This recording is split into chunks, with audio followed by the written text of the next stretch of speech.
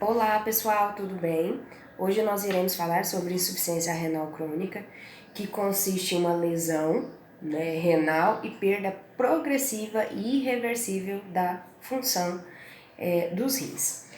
Nós temos um grupo de risco, que sempre é porta aberta para um paciente que pode desenvolver insuficiência renal, por exemplo, um hipertenso, um diabético, um obeso ou tem histórico familiar. Mas como eu já havia falado para vocês no início, é claro que isso é um paciente que ele não cuida, que ele não tem cuidado, então a gente sempre tem que ter uma observação quanto a isso. E vocês vão ver que, por exemplo, a faixa etária que mais aparece é de 35 a 57 anos.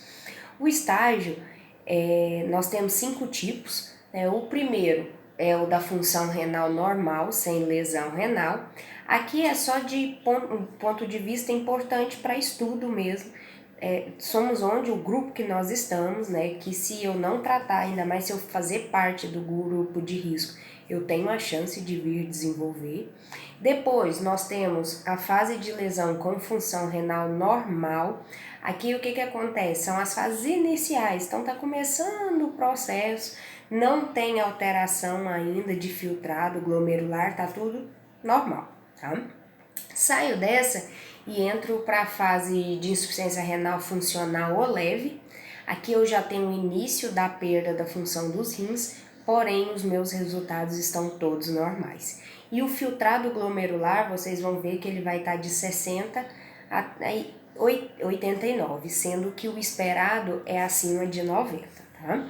Saio dessa fase e a gente entra na fase de insuficiência renal laboratorial ou moderada. Aqui, se a gente fizer exames mais aprofundados, a gente já começa a ver alguns tipos de alterações. E se vocês vão ver que esse filtrado glomerular, ele vai estar de 30 até 59 ml por milímetro cúbico, né? E aí, a fase de insuficiência renal clínica e severa. Aqui o paciente ele já ressente os sinais e sintomas e vocês vão ver que ele vai ter sinais de uremia, que é o excesso de ureia na corrente sanguínea, e com isso os sinais e sintomas vão ficando cada vez mais comum. Nessa fase, o filtrado glomerular ele vai estar de 15 até 29. Aqui, pessoas, o paciente ele já apresenta os sinais e sintomas característicos, tá? Então vai sentir o mal-estar, pode ser demasiado. Depois dessa fase, nós entramos na fase final, que é chamada de fase terminal da insuficiência renal crônica. O nome mesmo já indica aqui que o paciente ele já está na faixa terminal, então os rins já não conseguem mais sobreviver, ele é incompatível à vida. Geralmente o filtrado glomerular nesses pacientes sempre vai estar abaixo de 15 ml, então a gente tem que ter um cuidado muito grande relacionado a isso. Eu tenho uma tabelinha, tá lá nos slides para vocês terem uma noção então da questão do filtrado glomerular correspondente a cada tipo de estágio. E aí, como que é feito o diagnóstico? Vai fazer dosagem de ureia, creatinina, tem outros marcadores também, mas esses são os pontos. E ultrassonografia e, em alguns casos, biópsia renal. Lembra que eu falei para vocês que não são todos os casos, se só a ureia tiver elevada, não quer dizer que o paciente tem insuficiência. Eu preciso que a minha creatinina também esteja alterada para que a gente consiga fechar diagnóstico. Tratamento. Nós temos 2 tipos de tratamento, a diálise e o transplante de renal. Hoje nós vamos falar sobre a diálise e na próxima aula nós iremos falar sobre o transplante renal. Quando a gente fala de diálise é o processo de filtração do sangue. E isso daí que é o quê? Eu tirar as toxinas da corrente sanguínea. E nós temos 2 tipos, a hemodiálise e a diálise peritoneal.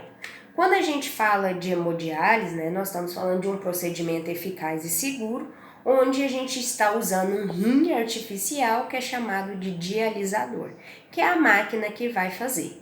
essa limpeza nesse sangue. É feito através de um catéter, né, que é utilizado um acesso venoso de grande calibre, ou é feito através de uma fístula arteriovenosa. Aqui vocês vão observar, a gente tem uma noção de achar o seguinte, que o sangue ele é retirado todo do corpo, e não é, tá? Cerca só de mais ou menos 15%. E aí, a duração dessas sessões vão ser aproximadamente 4 horas e 3 vezes na semana. Pode ser que tem pacientes que necessitam mais, tanto de horas quanto de dias. O que é a fístula arteriovenosa? É a junção de uma artéria com uma veia. Então geralmente aquela saliência que a gente vê no braço do paciente. Aqui é onde vai fazer, né, a hemodiálise. Um dos cuidados que a gente tem que ter essencial é não orientar o paciente a não pegar peso, não aferir pressão no braço desse paciente que tem fístula.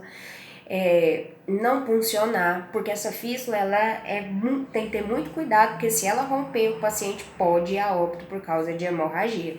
Então a gente tem que ter um cuidado ao extremo com ela. Sem contar também que ela pode ter tempo de validade, tem paciente que perde muito rápido, então a gente tem que cuidar o máximo dessa fístula, tá? E o catéter, né? Também é utilizada em casos, por exemplo, de pacientes que estão esperando essa fístula começar a funcionar, porque ela tem que maturar, ou também porque não deu certo a fístula, ou por ser algo provisório. Então, também pode fazer uso do catéter. E aí, o que é a diálise peritoneal? A diálise peritoneal é um catéter que é implantado a nível do peritônio, onde eu vou usar uma solução que ela é gravitacional. Então, eu vou infundir essa solução e, ao mesmo tempo, depois que terminar, eu vou retirar essa solução.